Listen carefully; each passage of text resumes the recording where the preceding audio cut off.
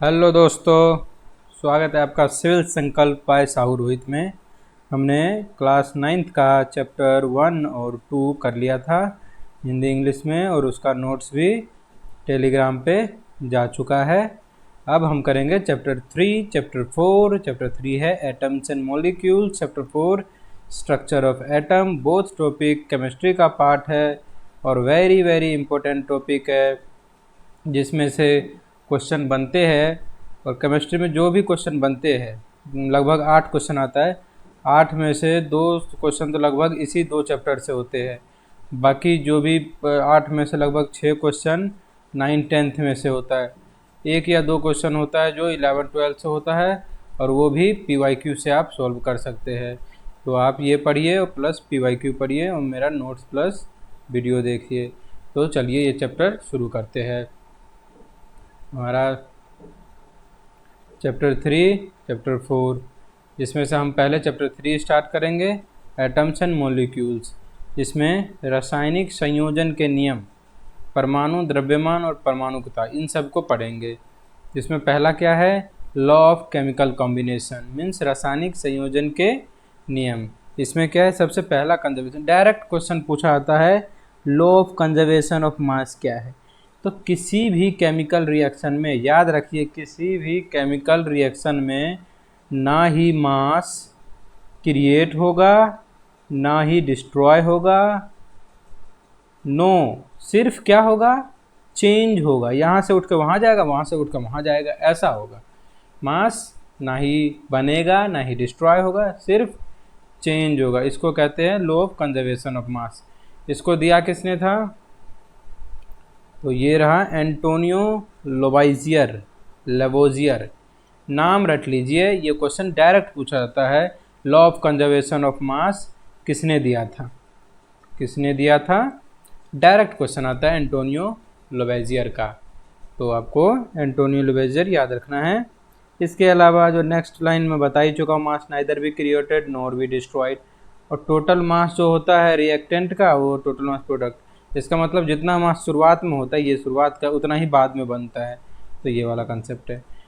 और लेवोजियर को father of modern chemistry भी कहते हैं, ये भी याद रख लीजिए। जो मॉडर्न केमिस्ट्री के जो पिता है वो इन्हीं को कहते हैं।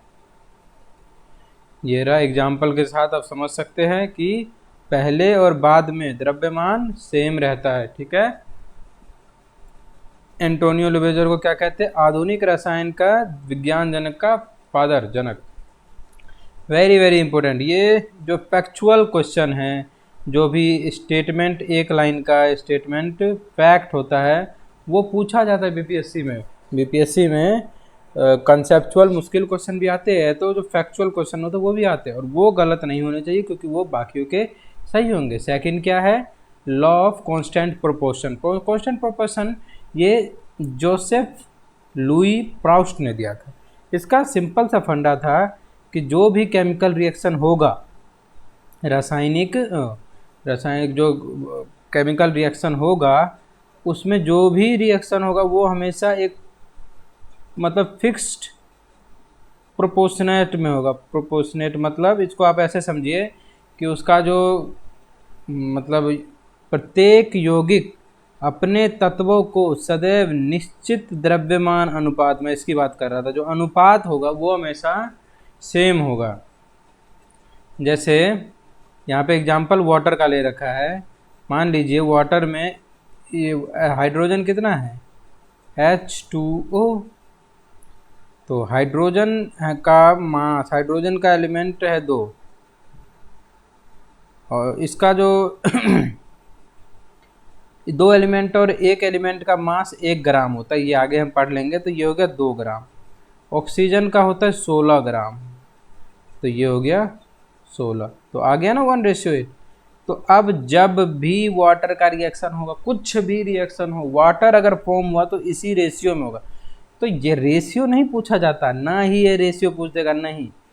ये law of definite proportion, law of constant proportion, ये क्या होता है वो पूछा जाता है, ठीक है। जितने भी है लॉ, निश्चित संगठन का नियम, लॉ ऑफ डेफिनेट प्रोपोर्शन, ये पूछा था क्वेश्चन में कि ये होता क्या है।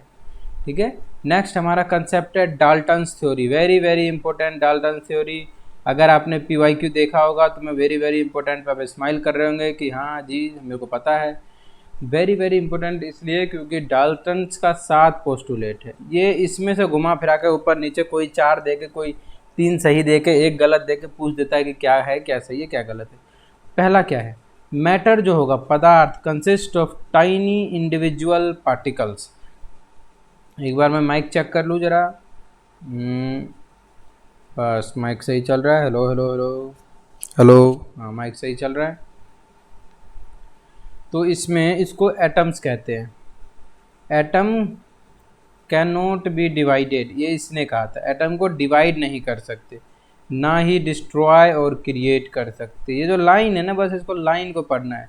All atoms of same element are identical in mass and properties. तो ये वाला है। डाल्टन्स का पहला सिद्धांत क्या है, जितने भी पदार्थ है वो सूक्ष्म अविभाज्य इंडिविजुअल कण से बना, मतलब उसको और तोड़ नहीं सकते। दूसरा, परमाणु विभाजित नहीं होते, वही और तोड़ने का। तीसरा, ना निर्माण होगा ना विनाश होगा। ये ऐसे ही स्टेटमेंट पूछे जाते हैं, नो चेंज। एक ही तत्व अगर हुआ तो उसके द्रव्यमान और गुण दोनों सेम होगा, अगर अलग अलग तत्व हुआ तो फिर भिन्न होगा उसके गुण। फिर परमाणु सरल पूर्णांक अनुपात, जो मैं रेशियो कह रहा था, उसमें ही बनता है। तो इसका मतलब जो ये लेवोजियर का और जो प्राउस्ट का कंसेप्ट है उसमें इसको हाँ बोला है। उसके अलावा किसी यौगिक के परमाणुओं की संख्या और प्रकार निश्चित रहते हैं। इसका मतलब हो गया कि जो relative number and kind of atoms fixed, मतलब कंपाउंड में कितने, जैसे मान लीजिए ये हाइड्रोजन है, ये कैसे बना, हाइड्रोजन प्लस ऑक्सीजन से बना। तो इसमें कितना हाइड्रोजन होगा, कितना ऑक्सीजन होगा, यहाँ से हाइड्रोजन 4 निकला, यहाँ से हाइड्रोजन 4 निकला, यहाँ से ऑक्सीजन 2 निकला। तो ये जो नंबर है ये भी फिक्स्ड रहेगा। इसका जो वेट है वो तो फिक्स है ही, ये भी फिक्स रहेगा। ये वाला कंसेप्ट है लास्ट वाला। तो जो भी इंग्लिश मीडियम में 7 और हिंदी में जो ये 7 लिखा हुआ है, इसको बस आप रट लीजिए, ऐसे डिट्टो क्वेश्चन आता है। नेक्स्ट, ये जो लिखा हुआ है नेम्स, अब चूंकि इतने सारे साइंस 9th 10th में ही पढ़ रखे हैं, उसका BPSC में भी साइंस पढ़ रहे हैं, तो ये उतना ये जनरली सबको पता ही होता है कि हाँ इसको आयरन हो गया, सोडियम को Na कहते हैं, पोटेशियम को K कहते हैं, कॉपर को Cu कहते हैं, सिल्वर को Ag कहते हैं, गोल्ड को Au कहते हैं। ठीक है, वही सब लिखा हुआ है। इसका नाम कहाँ से आया, तो हाँ नाम कहाँ से आया ये पूछता है। आयरन का नाम फेरन से आया, ये नहीं दिया रहेगा, सीधा ये दिया रहेगा। आयरन का नाम फेरम से आया, सोडियम का नाम नाइट्रियम से आया, पोटेशियम का नाम कैलियम से आया, तांबा का कुप्रियम से आया, उसके बाद चांदी का अर्जेंटीनियम से आया, गोल्ड का जो Au है उसका औरुम से आया, सीसा का प्लम्बम से आया है Pb, पारा का हाइड्रोजियम से आया है। तो ये क्वेश्चन आता है टीन, क्योंकि अगर ये दे दिया तो ऐसे ही नाम सेम समझ आ जाएगा। ये दोनों में नाम में अंतर है। एंटीमनी कहाँ से एस्टिबियम, दोनों में ज़मीन आसमान का अंतर, तो ये क्वेश्चन आता है। तो ये जो टेबल है इसको आपको 2 से 3 बार पढ़ना है। 2 से 3 बार आप जैसे ही पढ़ेंगे आपको मोटा मोटी याद हो जाएगा, आप एलिमिनेट करने के कैपेबल हो जाएंगे, आप आराम से इसको एलिमिनेट कर सकते हैं। तो यहीं पे ये भी यहाँ पे यही लिखा हुआ था। नेक्स्ट हमारा एटॉमिक मास। एटॉमिक मास क्या होता है, तो ये इम्पोर्टेंट है। एटॉमिक मास के लिए जो बेस कहते हैं ना, कि किस बेस पे हम एटॉमिक मास को नापे, किस रेफरेंस पे नापे, किसके संदर्भ में नापे, वो वाला जो कंसेप्ट है वो है कि वो कार्बन का 1/12 मास के संदर्भ में, वो भी कार्बन 12 जो C12 है उसका जो मास है उसका 1/12 इसके संदर्भ में नापा आता है। तो बस आप मोटा मोटी ये याद रख लिए C12 1/12, बस ये आपका काम बन जाएगा। बाकी आपको वो याद करने की ज़रूरत नहीं, आपको ये याद रखना है कि हाँ हाइड्रोजन का मास 1 होता है, कार्बन का 12 होता है, नाइट्रोजन का 14 होता है, हाइड्रोजन का 16 होता है, सोडियम का 23 होता है, मैग्नीशियम का 24 होता है, एल्यूमिनियम का 27 होता है, फॉस्फोरस का 31, sulphur 32, chlorine 35.5, calcium 40, iron 56, copper 63.5 और ये 65।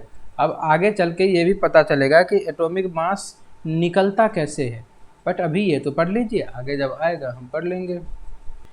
फिर हमारा नेक्स्ट टॉपिक क्या है, एटोमोसिटी। एटोमोसिटी क्या होता है? अब यहाँ पे अगर हिंदी में देखा जाए तो वही एटॉमिक मास को एक्सप्लेन कर रखा है, कार्बन 12 का 1/12 भाग का, बाकी ये सब मास है, ये सब मैं बता ही चुका हूँ। एटोमोसिटी देखते क्या लिखा हुआ है, परमाणुकता। परमाणुकता क्या होता है, किसी अणु में उपस्थित कुल परमाणु की संख्या, कोई परमाणु मतलब एक एटम के अंदर, जी हाँ, क्या है एटोमिसिटी का मतलब, एक एटम के अंदर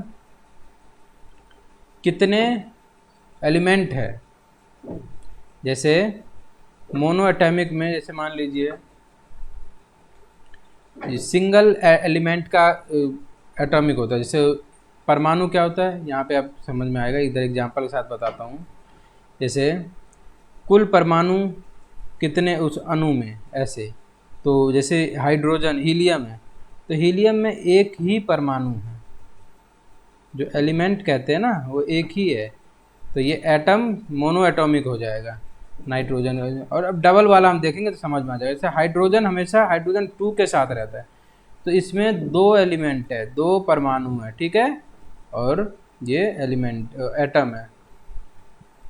ऐसे ही 3 वाला होता है, ये 3 वाला हो गया, ये 2 और ये 1, तो ये कंपाउंड टोटल 3 एलिमेंट लेके चल रहा है, ये 3। तो इसमें ये नहीं पूछा था कौन, वो तो नाम से ऐसे ही समझ में आ जाएगा, डायरेक्ट एटोमोसिटी का डेफिनेशन पूछता है कि एक कंपाउंड में कितने एलिमेंट है, काम खत्म, और कुछ नहीं पूछना हुआ तो इतना आसान। बाकी टेट्रा, ये पोली 5 वाला, 5 से ज़्यादा वाला, याद रखने का ट्रिक क्या है, ये नाम से ही समझ आ रहा है, hydrogen, nitrogen, N2, F2, O2, I2, Cl2, Br2, मतलब 2 से 3 बार आप इस नाम को बस दिमाग खोल के पढ़ लीजिए, ये ऐसे ही क्लियर रहेगा, ठीक है। तो यहाँ पे वही दे रखा है। उसके बाद हमारा चैप्टर, ये थर्ड चैप्टर, हाँ थर्ड चैप्टर का नेक्स्ट पार्ट क्या है, पार्ट 2, जिसमें मॉलिक्यूल्स और कंपाउंड के बात किया गया। मॉलिक्यूल्स क्या होता है, मॉलिक्यूल्स हमेशा सेम एलिमेंट से बनता है, जो अभी हम O2, Cl2, P4 इसकी बात कर रहे थे ना, चूँकि ये सेम एलिमेंट है, ऑक्सीजन ऑक्सीजन, ये दोनों मिलके O2 बनाया, अरे तो मुँह बन गए, नहीं, तो ये, अरे वाह, तो ये मतलब मॉलिक्यूल हो गया। और कंपाउंड क्या होता है, डिफरेंट एलिमेंट से बन के बनता है, जैसे H2O हो गया, इसमें H2 भी है, साथ में O भी है, तो ये कंपाउंड हो जाएगा, ठीक है, और इसमें कोई अंतर नहीं है, और पूछा भी नहीं जाता। ये सब तो ऐसा है कि आगे मुश्किल कंसेप्ट आ जाएंगे या फिर पेपर में कुछ कॉम्प्लिकेटेड टर्म्स आ जाएंगे, तो वहाँ आपको समझने में आसानी रहेगा कि हाँ कंपाउंड क्या होता है, मॉलिक्यूल्स क्या होता है, वो मुझे पता है, ऐसे वाला मॉलिक्यूल्स और एलिमेंट। तो ये मॉलिक्यूल्स का बता रखा है, एक ही तत्व के एलिमेंट से बना हो। और कंपाउंड क्या होता है, ये मोनो एटॉमिक तो हो ही गया, और कंपाउंड जिसको यौगिक कहते हैं उसको एक या दो से अधिक तत्व के एलिमेंट से बना हो, तो ये वाला हो गया। नेक्स्ट हमारा टॉपिक है आयंस और कैटायंस। और आयंस क्या होता है, जो चार्ज्ड पार्टिकल होता है ना, जैसे आयन को हम चार्ज्ड पार्टिकल कहते हैं, क्या कहते हैं, चार्ज्ड पार्टिकल, ठीक है, जो भी या तो नेगेटिव चार्ज होगा या पॉजिटिव चार्ज होगा, यही है, या न्यूट्रल होगा, जीरो चार्ज होगा, नो चार्ज। तो ये जो कैटेगरी है इसको आयन कहेंगे। अगर आयरन नहीं, आयन, आयन मतलब आयत, ये हो गया। तो कैटाइन किसको कहते हैं, कैटाइन कहते हैं, ये रहा, कैटाइन कहते हैं पॉजिटिव चार्ज को, और एनाइन कहते हैं नेगेटिव चार्ज को। अब यहाँ पे हम देखिए, अब मैं इसके पीछे का कंसेप्ट बताता हूँ, पढ़ के आप अपने आप समझ जाएंगे। जैसे मान लीजिए कोई एक एलिमेंट है, मान लीजिए ऑक्सीजन है, तो ऑक्सीजन के ऊपर कौन सा चार्ज लगा है, अगर नेगेटिव चार्ज लगा है तो एनाइन होगा, और अगर पॉजिटिव चार्ज लगा है तो कैटाइन होगा, यही लिखा हुआ है। अब जो पॉजिटिव चार्ज है ना, वो अपना इलेक्ट्रॉन खोता है, खोना, सॉरी इसके पीछे का पूरा कंसेप्ट ही समझाता हूँ, बाद में अपने आप समझ में आ जाएगा। जैसे ऑक्सीजन, ऑक्सीजन का एटॉमिक नंबर क्या है, 6, आगे और कंसेप्ट आएगा, और 6 है इसका मतलब उसके, और जो इलेक्ट्रॉन है ना, तो इलेक्ट्रॉन भी होगा 6, जितना एटॉमिक नंबर होता है उतना इलेक्ट्रॉन होता है। और इलेक्ट्रॉन जो होता है ना, वो सेल में बंधा होता है, सेल में रखा रहता है, सेल मतलब ऐसे गोला गोला सा सेल होता है। तो इसका फॉर्मूला क्या होता है, एक सेल में कितने इलेक्ट्रॉन होंगे, हाउ मैनी इलेक्ट्रॉन, इसका फॉर्मूला क्या है 2n²। 2n² में n क्या होता है, n होता है नंबर ऑफ सेल। मान लीजिए पहला सेल है तो n की वैल्यू 1 रखेंगे, टोटल 2 हो जाएगा। तो इसका मतलब पहले सेल में 2 इलेक्ट्रॉन आएगा, यहाँ पे 2 इलेक्ट्रॉन आएगा। अब चूंकि इसके पास 4 इलेक्ट्रॉन और बच गया ना, तो अब दूसरे सेल में जाएंगे तो दूसरा का फॉर्मूला लगा के देखते हैं कितना मैक्सिमम आ जाएगा। 2 दूनी 4 दूनी 8, इसका मतलब दूसरे में 8 इलेक्ट्रॉन आएगा। लेकिन इसके पास बचा कितना, 4 ही बचा है। ये क्या लिख दिया, हाइड्रोजन हीलियम लिथियम। ऑक्सीजन का एटॉमिक नंबर 6 होता है, 8 होता है 8। तो 8 हुआ तो 6 बचा, तो 6 यहाँ फिट आ जाएगा, 1 2 3 4 5 6। अब इसमें चाहिए कितना, अब जैसे हम एक सेपरेट करते हैं, सेपरेट हम पढ़ते हैं, इसके लास्ट वाले में 6 आ गए, 1 2 3 4 4 5 6, मान लीजिए टोटल कितने होना है 8। अब हमेशा इलेक्ट्रॉन ना चाहता है कि मेरा जो कोटा हो वो पूरा हो, तो या तो वो 8 या तो वो 2 इलेक्ट्रॉन लेके, मतलब किसी से लेके 8 पूरा करेगा, या 6 के 6 गंवाना पड़ेगा तो 2 करेगा। कौन सा ज़्यादा आसान होगा, 2 इलेक्ट्रॉन लेना ज़्यादा, दोनों में एनर्जी सेम लगेगा, अपने पास लाने में भी और गंवाने में भी। तो ओबियसली 2 ज़्यादा आसानी से हो जाएगा, तो ये 2 इलेक्ट्रॉन लेगा। तो अगर किसी से 2 इलेक्ट्रॉन लिया तो इसको ऐसे मान लीजिए कि किसी से इसने उधारी लिया। तो उधारी कभी पॉजिटिव होता है क्या, नहीं होता है ना पॉजिटिव, इसीलिए उधारी को हमेशा नेगेटिव मानते हैं। और ऑक्सीजन के ऊपर नेगेटिव चार्ज होता है। और नेगेटिव चार्ज कितना, इसने कितना इलेक्ट्रॉन लिया दूसरे से, 2 लिया, तो 2-। अगर मान लीजिए कोई एटम होता ए, वो उसके पास लास्ट के सेल में मान लीजिए 2 इलेक्ट्रॉन फालतू होता, तो वो 2 इलेक्ट्रॉन गंवाना पसंद करता, वो किसी और को कहता है कि आप 2 इलेक्ट्रॉन ले जाओ, मुझे नहीं चाहिए 2 इलेक्ट्रॉन। तो वहाँ पे 2 पॉजिटिव आता, क्योंकि इसने दान दिया है। इसको ऐसे समझिए। अब ये पूरा कंसेप्ट हो गया, आप फट से समझ आ जाएगा। इलेक्ट्रॉन खोकर मतलब इलेक्ट्रॉन दान में दिया, तो ऑब्वियसली पॉजिटिव चार्ज आएगा ना। आयन पॉजिटिव चार्ज ही तो है। आयंस कहाँ गया, गलत लिख दिया क्या, धनायन। और इलेक्ट्रॉन को क्या कहते हैं, इलेक्ट्रॉन को कहते हैं त्रियायन। हाँ ठीक है। तो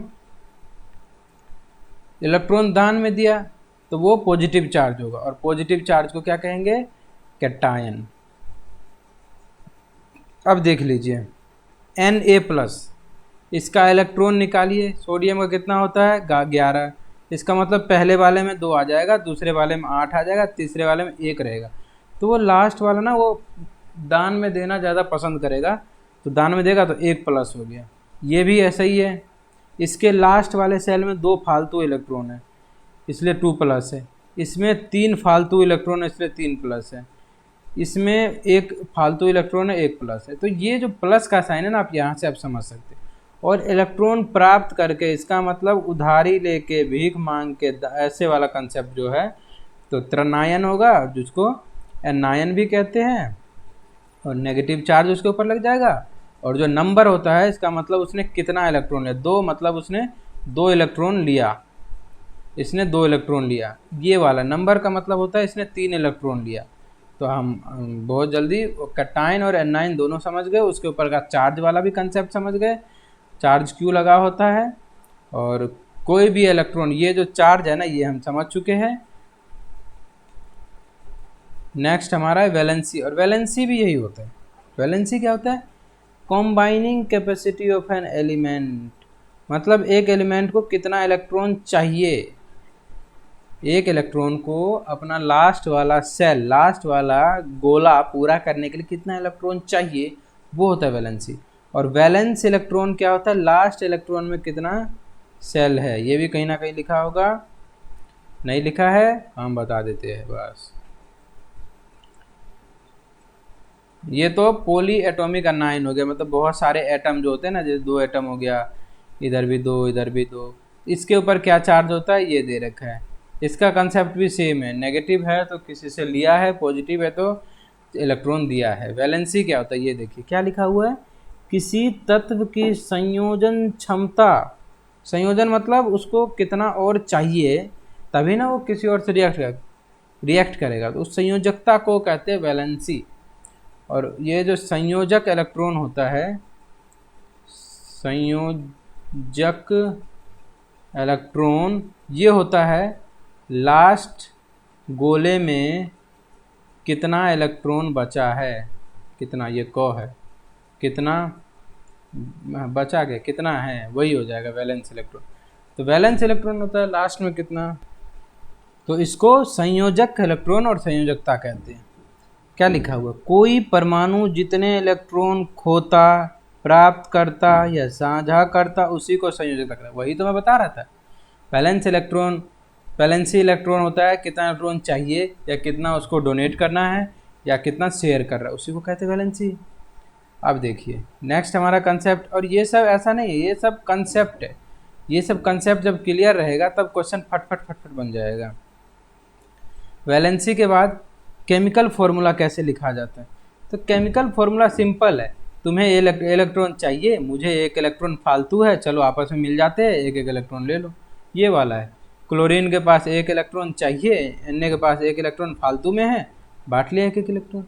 कैल्शियम के पास 2 इलेक्ट्रॉन फालतू है, क्लोरीन के पास एक इलेक्ट्रॉन फालतू में है, तो क्लोरीन का 2 एटम मिलके इलेक्ट्रॉन बांट लेगा। इससे क्वेश्चन नहीं आता, ये बस आपको हमको समझने के लिए सिंपल। नेक्स्ट हमारा कंसेप्ट है मॉलिक्यूलर मास। ठीक है, मॉलिक्यूलर मास ये तो हो गया नॉर्मल, इतना इम्पोर्टेंट नहीं है, ये तो हम बता चुके हैं कैसे कैसे क्या बन रहा है। ये केमिकल रिएक्शन कैसे बनता है वो बता दिया हूँ, कि इसको इलेक्ट्रॉन फालतू है, इसको एक चाहिए तो आपस में मिल जाते हैं। इसके पास 3 इलेक्ट्रॉन फालतू है, इसको 2 चाहिए, तो ये क्या बनाता है, जैसे 3 दूनी 6 है ना, तो Al2O3 बनाएगा, कि ये 2 एटम आ जाएगा, ये 3 एटम आ जाएगा, ये अपना 3 इलेक्ट्रॉन दे देगा, ये अपना 2 इलेक्ट्रॉन ले लेगा, तो 3 दूनी 6 इधर से भी हो गया, 3 दूनी 6 इधर से भी हो गया। देखिए ये क्या है, लॉ ऑफ कांस्टेंट प्रोपोर्शन जो मैं बता रहा था, या कंजर्वेशन ऑफ मास, यहाँ से मास अगर गिन लेते हैं तो वो भी बराबर आ जाएगा। तो जो हम शुरू में पढ़े थे एंटोनियो लवॉइजियर का या प्राउस्ट का, वो वाला कंसेप्ट हर रिएक्शन में होगा, हर रिएक्शन उसको फुलफिल करेगा। नेक्स्ट है आणविक द्रव्यमान, molecular mass. Molecular mass simple है, जो भी एलिमेंट मतलब जो भी कंपाउंड है उसका जो अंदर एलिमेंट है उसका वजन, उसको ऐड कर दो, मॉलिक्यूलर मास उसी को कहते हैं। जैसे हाइड्रोजन है, पानी क्या होता है, हाइड्रोजन प्लस ऑक्सीजन ही तो होता है। हाइड्रोजन का मास कितना है, 1, 2 ऑक्सीजन है तो 2, प्लस ये कार्बन ऑक्सीजन तो एक ही है, छोड़िए, तो इसका 16, 16 2 18, इसका मास कितना हो गया 18।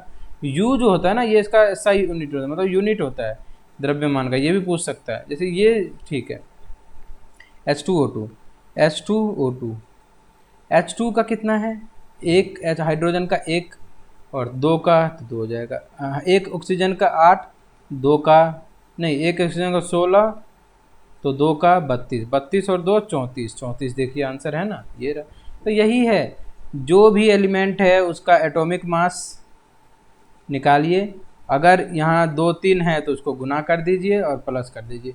ये क्वेश्चन वैसे तो नहीं आना चाहिए, लेकिन जिस तरह न्यूमेरिकल का ट्रेंड बढ़ रहा है, क्या पता क्वेश्चन आ जाए। अरे आ जाए तो तुमको, आपको, हमको सबको पता है कि किस एलिमेंट का क्या एटॉमिक मास है, और अगर ऐसा क्वेश्चन में कुछ अटपटा आ जाए ना, तो कभी कभार क्वेश्चन में एटॉमिक मास दिया रहता है कि मान लीजिए SO3 जिसका एटॉमिक मास ये है, इसका एटॉमिक मास ये है, एटॉमिक मास ये है इसका, मान लीजिए X, तो टोटल कितना होगा। या फिर एक एलिमेंट है उसका एटॉमिक मास ओवरऑल दे रखा है, उसमें से क्लोरीन का इतना है, तो बचा उसका कितना होगा, इन दोनों को प्लस करके से माइनस, मतलब जो भी सिंपल मैथमेटिक्स होता है ना, वो वाला दे रखा है। तो बस हमें ये मेन पता होना चाहिए कि एटॉमिक मास यूनिट निकालते कैसे है। कुछ भी एलिमेंट दिया हो उसका वेट लेना, मास लेना है और उसको ऐड कर देना है। अगर यहाँ पे 2 है तो 2 गुना करके ऐड करना है, 3 है 3 गुना करके, 4 है 4 गुना करके, ऐसे। ठीक है, ये भी वही दे रखा है। नेक्स्ट हमारा कंसेप्ट है मोल कंसेप्ट। मोल कंसेप्ट वेरी वेरी इंपॉर्टेंट। जिस तरह न्यूमेरिकल का ट्रेंड बढ़ रहा है, मैं बार बार पहले से ही बोल रहा हूँ, अब केमिस्ट्री में न्यूमेरिकल आने का चांस है, इसको गलती मत कीजिए और न्यूमेरिकल पढ़ लीजिए। मोल कंसेप्ट में एक मोल की वैल्यू कितना होता है 6.022 इंटू 10⁻23 कन, मतलब एक मोल में कितना कण होता है 6.022 इंटू 10⁻23। ये जगह जगह काम आएगा। इसको क्या कहते हैं, इसको एवोगैड्रो संख्या, एवोगैड्रो नंबर ये कहते हैं इसको, ठीक है। ये रहा एसआई यूनिट क्या है इसका, ये जो एवोगैड्रो कांस्टेंट है ये एसआई यूनिट है। बाकी मोल क्या होता है, तो ये जो फॉर्मूलेज है ना, ये दो फॉर्मूले आप याद रख लीजिए।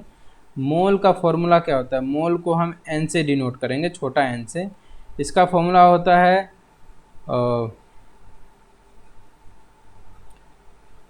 मास, मास है ये, मास अपॉन मोलर मास। अब मैं बताता हूँ ये दोनों क्या होता है, मास क्या होता है, मोलर मास क्या होता है। देखिए ये अब यहाँ समझ में आएगा मास क्या होता है। ये जो द्रव्यमान होता है ना, जो सिंपल वेट होता है, मान लीजिए ये जो हम अपने मान लीजिए जो बाहरी वेट होता है, जैसे क्वेश्चन में दिया होगा कि 2 ग्राम कार्बन डाइऑक्साइड को मिलाते हैं, तो जो 2 ग्राम है जो हमारे तरफ से है वो तो हो गया मास, लेकिन जो कार्बन डाइऑक्साइड का अपना जो एटॉम मोलिक्यूलर मास है, मतलब इसका जो अपना मास है जो हम अभी निकाले थे कार्बन का और ऑक्सीजन का ऐड करके, उसको मोलिकुलर मास कहते हैं। तो ध्यान रखिए मास और मोलिकुलर मास में अंतर है, द्रव्यमान और मोलर द्रव्यमान में अंतर है। मोलर द्रव्यमान तो फिक्स होता है, द्रव्यमान हम अपने हिसाब से ऊपर नीचे कर सकते हैं। मान लीजिए 2 ग्राम मिलाना है, 10 ग्राम मिलाना है, और दोनों को डिवाइड कर दीजिए, मोल आ जाएगा। ये क्वेश्चन पूछा जाता है। जब न्यूमेरिकल का सीरीज लाऊंगा, केमिस्ट्री में न्यूमेरिकल का वीडियो लाऊंगा, उसमें मैं इस कॉन्सेप्ट को फिर से बताऊंगा। फिर एक और फॉर्मूला होता है द्रव्यमान, मतलब ये तो वही हो गया कि जो n is equal to M बटे एम, तो ये दोनों को मल्टीप्लाई कर दो तो ये निकल जाएगा, ये उल्टा पुल्टा करके है।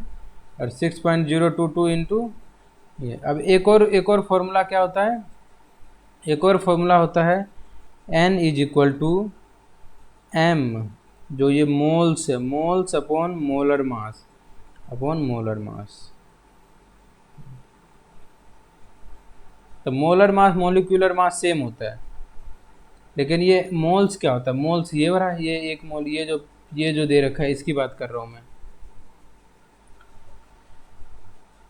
तो यहाँ पे इसका मेंशन दे रखा है कि जो n is equal to m upon molecular mass, द्रव्यमान जो क्या ये मोलर द्रव्यमान, तो जब इन दोनों को मल्टीप्लाई कर देंगे तो ये निकल जाएगा।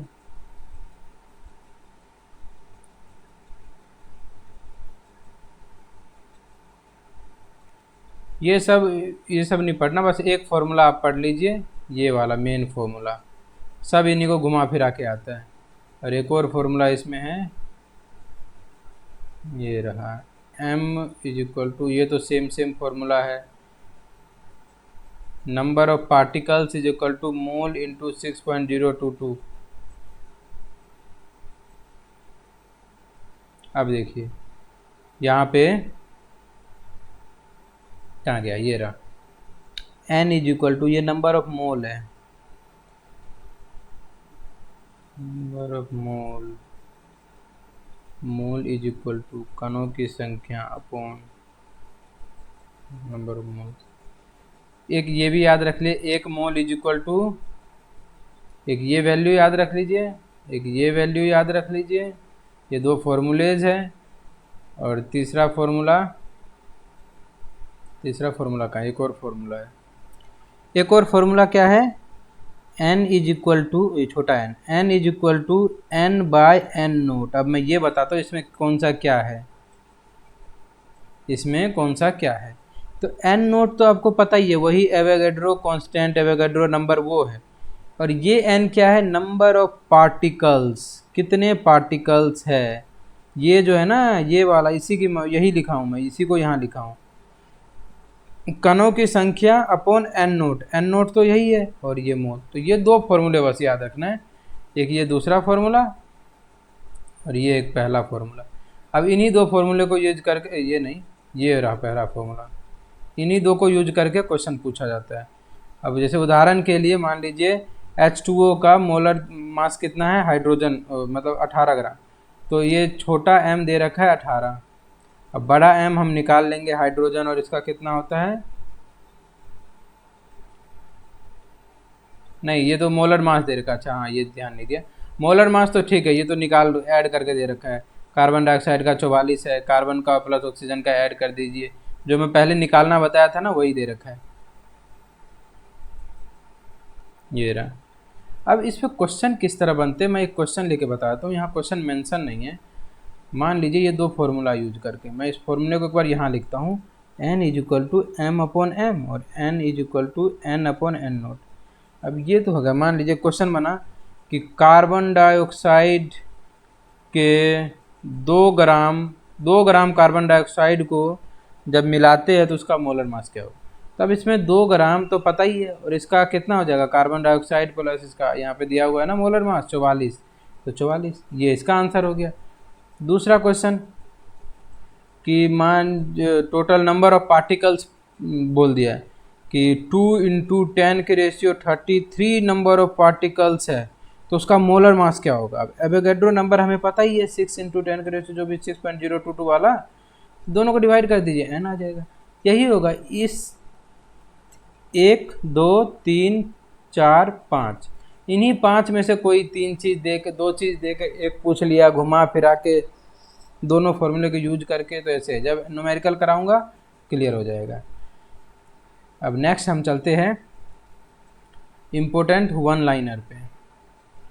फादर ऑफ केमिस्ट्री लवेजियर साहब को एटॉमिक थ्योरी डाल्टन जी ने दिया था, डेफिनेट प्रोपोर्शन प्राउस्ट जी ने दिया था। नेक्स्ट है SI यूनिट मोल है, एवोगैड्रो कांस्टेंट ये है, एक mass unit carbon 12 1/12, washing soda Na2CO3 होता है, बेकिंग सोडा किसको कहते हैं, NaSCO3 कहते हैं, क्विक लाइम किसको कहते हैं, कैल्शियम ऑक्साइड कहते हैं, सिलेक्ट लाइम CaOH2 कहते हैं, लाइम स्टोन किसको कहते हैं, CaCO3 को कहते हैं, कॉमन साल्ट किसको कहते हैं, NaCl कहते हैं, प्लास्टर पे COSO4.12H2O कहते हैं, ब्लीचिंग पाउडर CaOCl2, ये ऐसे लिखा हुआ है CaOCl2 से है। अमोनिया किसको कहते हैं, OCl, यस, अमोनिया NH3 कहते हैं, मीथेन CH4 को कहते हैं। अब फिर इसमें है कि परमाणु का कंसेप्ट इंडिया में किसने दिया, तो महर्षि कन्नड़ ने दिया था, और ग्रीस में डेमोक्राइटिस ने दिया था। ये तो फैक्चुअल डेटा है।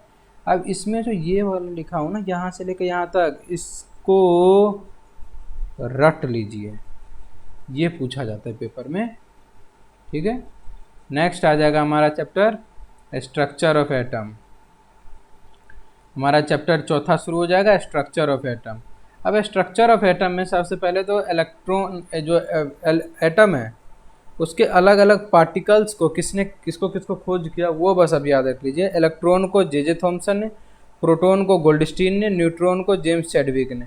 1897 1886, ध्यान रखें प्रोटॉन पहले खोजा गया था, फिर 1992। इलेक्ट्रॉन को खोजा गया कैथोड रे ट्यूब से, प्रोटॉन को कैनाल रे से, न्यूट्रॉन को अल्फा पार्टिकल से। ये नाम पूछा जाता है किसको किस चीज़ से खोजा गया है। जैसे इलेक्ट्रॉन का जे थॉमसन 1897 और कैथोड रे ट्यूब -1 चार्ज होता है, और 1/1/1836 यूनिट जो होता है मास यूनिट होता है। और कहाँ है, तो नाभिक के बाहर, मतलब न्यूक्लियस के बाहर होता है। जो इलेक्ट्रॉन होता है ये साइज, उसके अंदर न्यूक्लियस होता है, उसके बाहर वाले बॉर्डर पे इलेक्ट्रॉन होता है। नेक्स्ट आ जाएगा प्रोटॉन।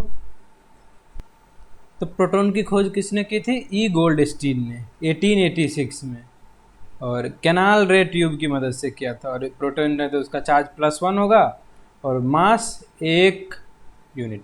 तो ये याद रखना, मास ऑफ इलेक्ट्रॉन जो है वो कम है मास ऑफ प्रोटॉन से, उसका 1/1836 कुछ था, इसका 1 है, तो ओबियसली ये ज़्यादा है।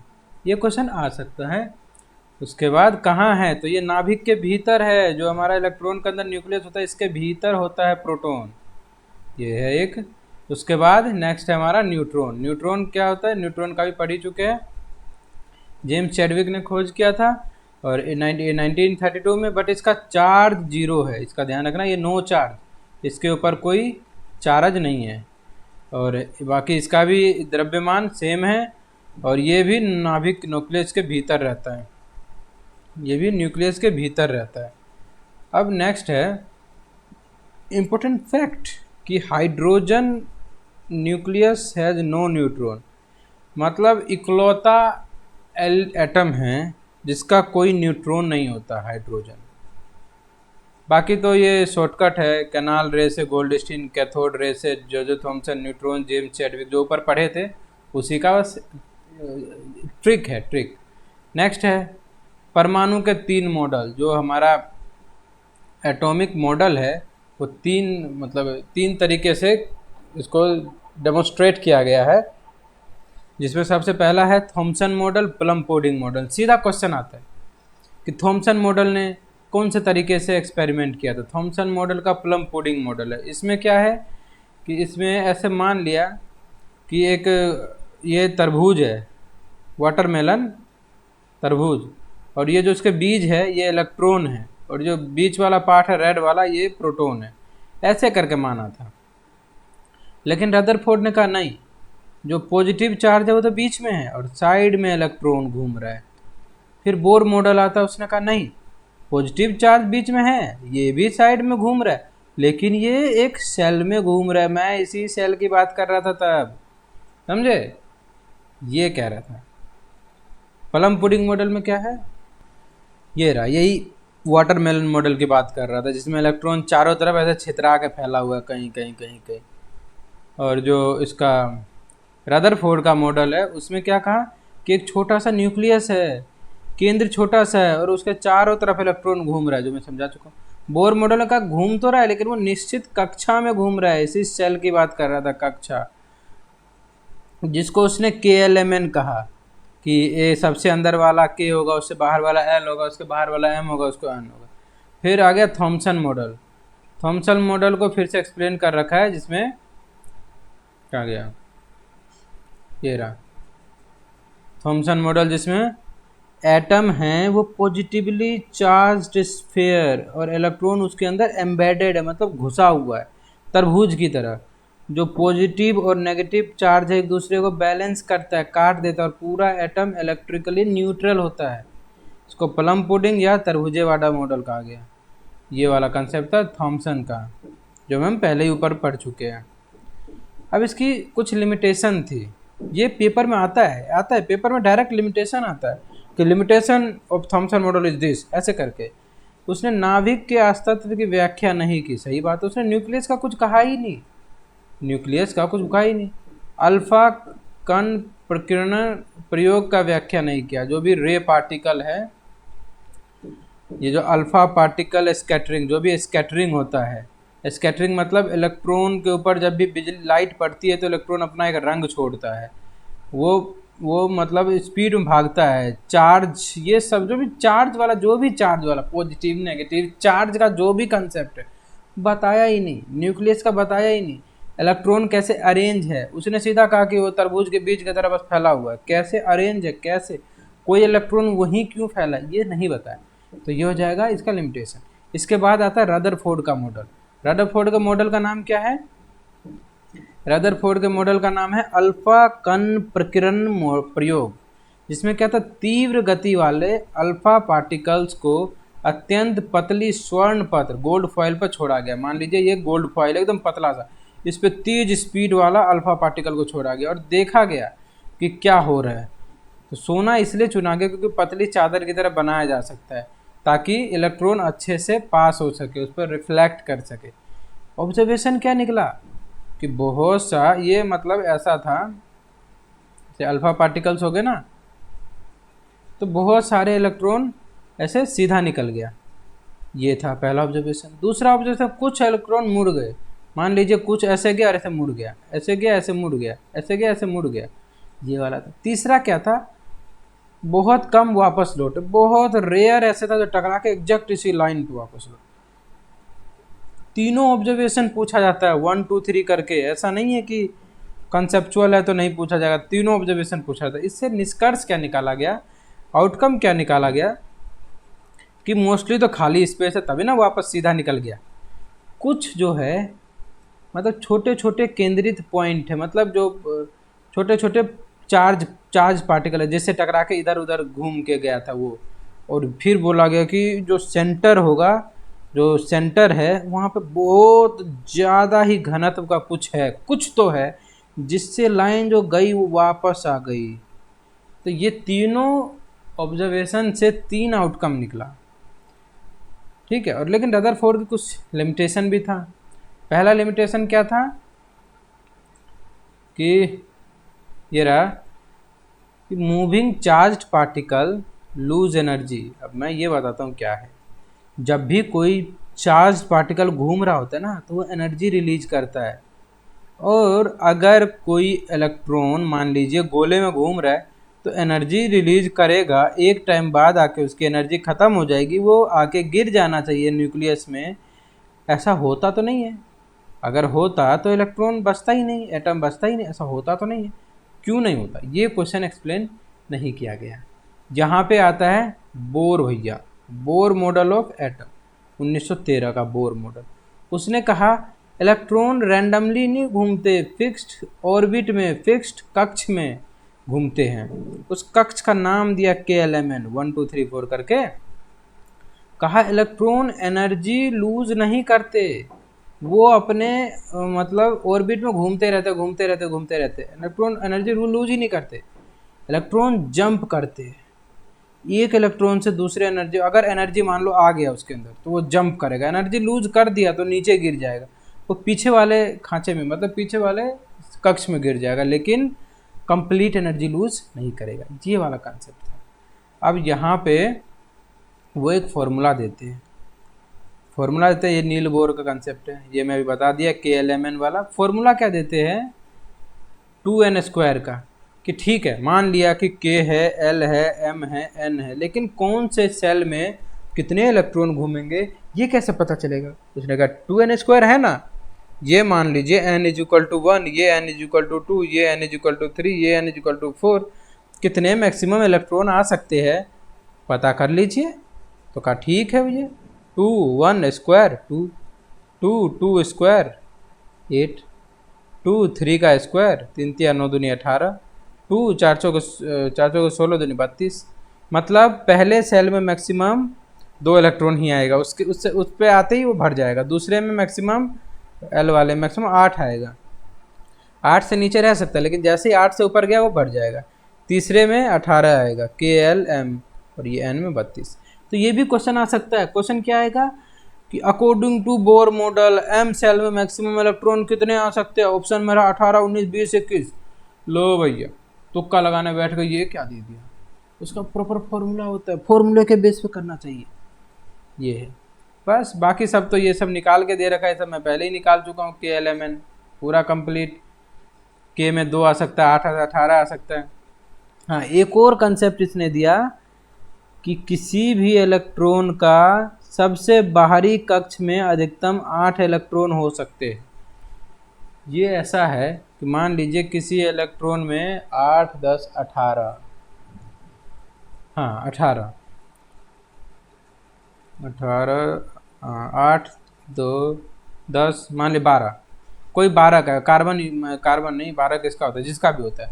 मान लीजिए एक एटम A है, उसका 12 है, तो पहले वाले में तो 2 आएगा, दूसरे वाले में 8 आ जाएगा, 1 2 3 4 5 6 7 8, अब बचे कितने 10, तो इसमें कितना आएगा 2। अब लेकिन इसको अपना सेल पूरा करने के लिए क्या कहते हैं, इसका कितना होगा 2 2 2 2 जा 4 नहीं 3 3 3 9 दूनी 18, मतलब इसमें 18 चाहिए हैं, इसके बाद 10, इसका मतलब इसको 16 लाना पड़ेंगे क्या, नहीं। यहाँ पे आ गया कंसेप्ट, ये इस एटम का आउटर मोस्ट सेल है, तो इसमें 8 ही होंगे, 8 से ज़्यादा नहीं आ सकते। ऐसा नहीं है कि दूसरा का ही 8 फिक्स कर दिया। ध्यान रखिए, किसी भी एटम का दूसरा सेल में तो मैक्सिमम 8 आएगा ही आएगा, फिक्स है। लेकिन तीसरा, अगर उसका सारा का सारा इलेक्ट्रॉन तीसरे में ही ख़त्म हो गया, तो फिर तीसरे सेल को भरने के लिए उसे 18 तक जाने की ज़रूरत नहीं है, उसको 8 तक ही जाना है। मान लीजिए किसी इलेक्ट्रॉन 2 8 10 और 10 7 17, मान लीजिए किसी का 17 है, तो पहले में 2 आएगा, दूसरे में 8 आएगा और तीसरे में 7 आएगा। तो इसको अपना आउटर मोस्ट सेल पूरा करने के लिए एक ही इलेक्ट्रॉन चाहिए, ऐसा नहीं 18 में से माइनस इसको 11 चाहिए, 11 नहीं चाहिए, एक ही चाहिए। एक और एग्जांपल समझ आएगा, मान लीजिए हाँ यही है, इससे आप क्लियर कर सकते। तो मतलब बहुत ज़्यादा, लगभग कोई इलेक्ट्रॉन नंबर अगर उसका 30 भी है ना, तो पहले में तो 2 आएगा, दूसरे में 8 आएगा, बच कितना गया, बच गया 12, 2 8 10 और ये 20, लेकिन इसमें चाहिए 18, तो इसमें आ जाएगा 18 और अगले वाले में 2, यही है ना, 2 8 10 8 18 10 28 है, 2 30, ये हो जाएगा। लेकिन मान लीजिए किसी का इलेक्ट्रॉन नंबर 27 है, इसका क्या होगा, 2 8 10, अब यहाँ से होगा 17। अब ये गलत है, ये गलत है, ये इसलिए गलत है कि ये इसका आउटर मोस्ट सेल है। अब आउटर मोस्ट सेल में मैक्सिमम वो अगर उसका आखिरी है तो उसमें 8 ही रख सकता है, 8 ही रख सकता है। तो इसका मतलब अगर इसका पूरा भर गया, जिस तरह यहाँ भर चुका है, भर गया तब तो ठीक है, इसका मतलब इसका आखिरी वाला कौन सा है, चौथा वाला, तब तो ठीक है। लेकिन किसी कारणवश से उसका इलेक्ट्रॉन मतलब पूरा 18 का कोटा पूरा होने से पहले इसका इलेक्ट्रॉन ख़त्म हो गया, तो फिर वो 17 पे नहीं टिक पाएगा, फिर उसको 8 में टिका रहना पड़ेगा। इसको मैं नीचे समझा रहा हूँ, 2 8 8 और यहाँ पे 17, तो 17 गलत है, यहाँ पे 8 ही रखेगा इसको, और फिर अगला वाले में जाएगा। ये अगला वाला कितना बच गया, 8 8 16 1 17, 9 बचा ना, हाँ तो ऐसे होगा, ये वाला सही है। अगर इसका पूरा 18 का 18 एडजस्ट हो गया तब तो ठीक है, क्योंकि उसका लास्ट वाला सेल ये होगा। लेकिन किसी कारण से यही लास्ट है, तब वो अपना पूरा इसमें नहीं घुसेट सकता, उसको 8 रख के बाकी को अगले में जाना पड़ेगा, अगले में वो कंसेप्ट लागू होगा।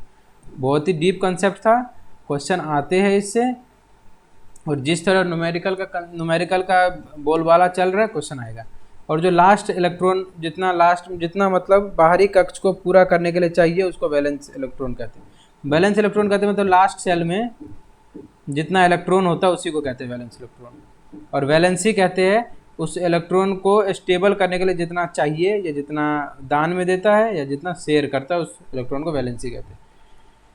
तो ये रहा कंसेप्ट, बहुत ही मतलब कॉम्प्लिकेटेड था, पर ठीक है। अब अगर वो हम समझ गए तो अब हमें आसानी से पता चलेगा हाइड्रोजन का वैलेंसी 1 क्यों है, हीलियम का 0 क्यों, फटाक से सेल बनाइए, फट से समझ आ जाएगा किसी का वैलेंसी क्यों है। ये रहा के एलिमेंट, 1 का 1, 2 का 2, 3 का 3, लास्ट वाले सेल में जितना इलेक्ट्रॉन चाहिए, जैसे मान लीजिए 1 इलेक्ट्रॉन तो दान में दे देगा 1 वैलेंसी, 2 इलेक्ट्रॉन दान में दे देगा 2, 3 इलेक्ट्रॉन दान में दे देगा 3, किसी का 4 इलेक्ट्रॉन है, या तो 4 दान में दे देगा या 4 वापस ले लेगा 8 पूरा करने के लिए। लेकिन किसी का 5 है तो 5 के 5 वो दे नहीं सकता, वो 3 किसी से ले लेगा। 6 है तो 6 के 6 किसी को देगा नहीं, वो 2 ले लेगा किसी से। 7 है, 7 के साथ किसी को दे नहीं सकता, वो 1 ले लेगा किसी से। तो इसलिए वैलेंसी इसके हिसाब से, ऐसा नहीं है कि लास्ट वाले सेल में जितने इलेक्ट्रॉन है वैलेंसी भी उतना हो जाएगा, नहीं, उसको देखना पड़ेगा कि उसको स्टेबल रहने के लिए कितना इलेक्ट्रॉन चाहिए या कितना वो वाला। ये सेम टू सेम है, ये इलेक्ट्रिक कॉन्फ़िगरेशन हमने बता दिया, उसी 2n² वाले फॉर्मूले पे बेस है। अब जैसे ये वाला कंसेप्ट है, इसमें पहला सेल, दूसरा सेल, तीसरे में देखिए कितना है, 1 2 3 4 5 6 7 8, ये 8 ही है ना। चाहता तो 10 भर सकता था, लेकिन 10 भरने के पीछे कंसेप्ट खत्म हो जाएगा। अगर 10 होता इसका मतलब वो उसका तीसरा आखिरी वाला होता, और आखिरी वाले में 8 से ज़्यादा नहीं हो सकता, इसलिए 8 अगले में गया। यही मैं तब से समझा रहा था। अब नेक्स्ट कंसेप्ट है, और यहाँ से क्वेश्चन पूछे जाते हैं और डेफिनेशन वेज पूछे जाते हैं यहाँ से कि एटॉमिक नंबर क्या होता है। सीधा ही पूछा था एटॉमिक नंबर, ये वाला हम अभी कर चुके हैं पूरा का पूरा, किसमें कितना है उसको हम पूरा स्किप कर देते हैं, क्योंकि बगल में टेबल था, उस टेबल से हम समझ गए। अब हमारा एटॉमिक नंबर है, एटॉमिक नंबर को जेड से डिनोट करते हैं। एटॉमिक नंबर क्या होता है, किसी परमाणु के न्यूक्लियस में कितने प्रोटॉन हैं उसी से उसका एटॉमिक नंबर पता चलता है। मतलब कितना प्रोटॉन है वो एटॉमिक नंबर के बराबर होता है, ठीक है। जैसे हाइड्रोजन का प्रोटॉन 1 है तो एटॉमिक नंबर 1 होगा, कार्बन का प्रोटॉन 6 है तो एटॉमिक नंबर 6 होगा, ये वाला कंसेप्ट है। अब नेक्स्ट है मास नंबर। मास नंबर को ए से डिनोट करते हैं। एक चीज़ का याद रखिए, एटॉमिक नंबर को जेड से डिनोट करते हैं, जबकि मास नंबर को ए से करते हैं। ये उल्टा पुल्टा मत कर देना कि ए से ए सेम नहीं। और ये भी पूछा जाता है सिंबल किसको, कौन किसको डिनोट करते हैं। अब ये फॉर्मूला है mass number is equal to neutron plus proton. मतलब जो मास होता है नंबर, मास नंबर कितना होता है, प्रोटॉन प्लस न्यूट्रॉन। प्रोटॉन कितना है, न्यूट्रॉन कितना, उन दोनों को ऐड कर दो, मास नंबर। अब जो ऊपर एक टेबल था जो मैं दिखाता हूँ अभी दूसरे पीडीएफ में,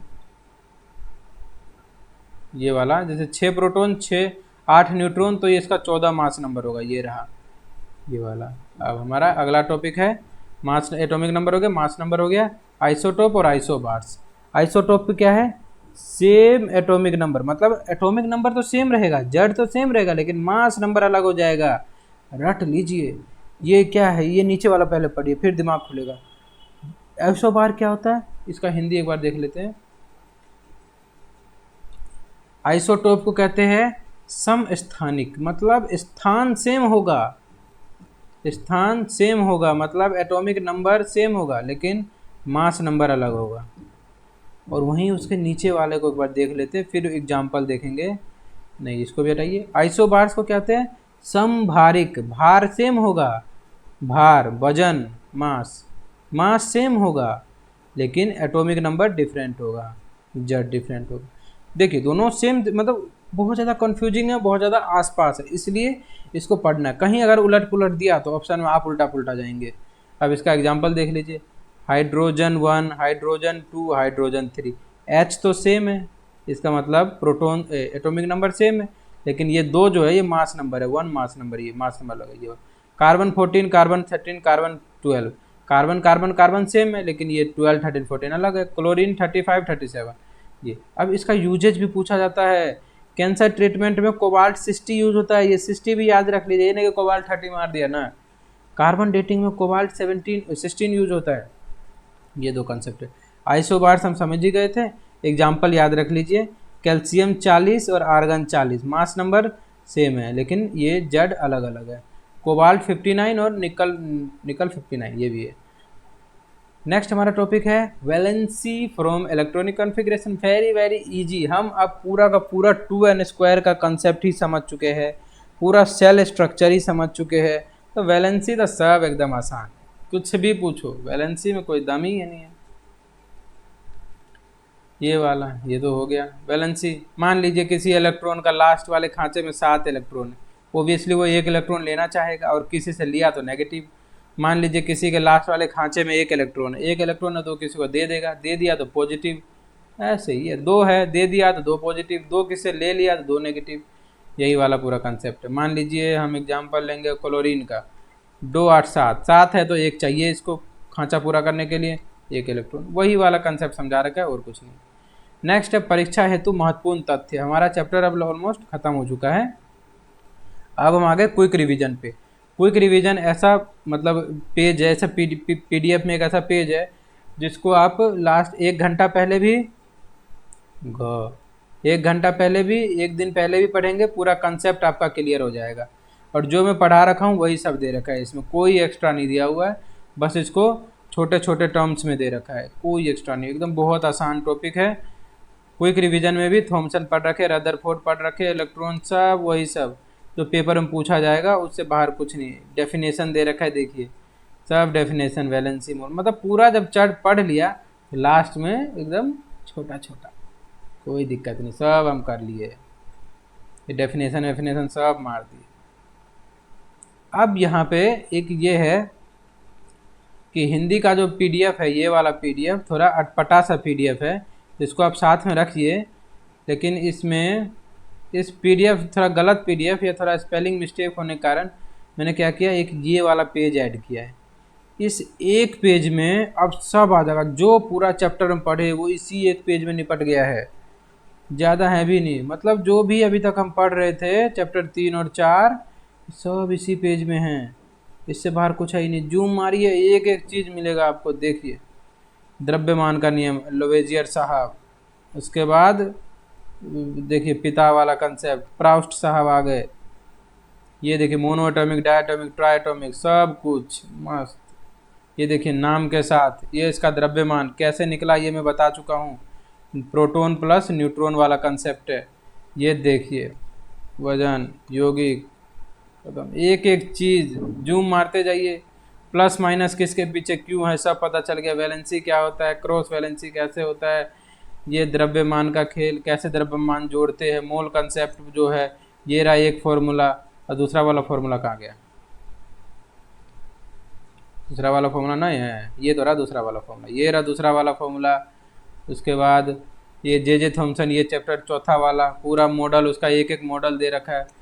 देखिए बोर मॉडल, 2n² का फॉर्मूला, ये यही तो पूछा जाता है, यही तो निकालते हैं कितना अधिकता चाहिए। ये देखिए लास्ट वाला, लास्ट सेल में 8 ही हो सकते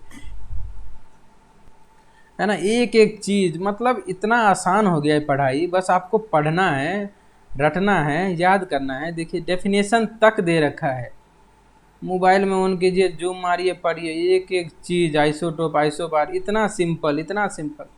मोल देखिए, कौन सा क्वेश्चन छूटेगा, कोई सा क्वेश्चन नहीं छूटेगा। हमारा चैप्टर 1, 2, 3, 4 चारों हो चुका है। हमारा 9th क्लास का केमिस्ट्री हो गया।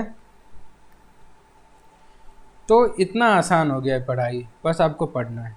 अब क्या है, पीडीएफ, ये सारे पीडीएफ टेलीग्राम पे मिल जाएगा, टेलीग्राम कमेंट सेक्शन में मिल जाएगा। बाकी @ चैनल का नाम डाल देंगे ना, सिविल संकल्प बाय साहू रोहित, सब स्मॉल में आ जाएगा ये। तो चलिए मिलते हैं नेक्स्ट वीडियो में, खुश रहिए, मस्त रहिए, बाय बाय।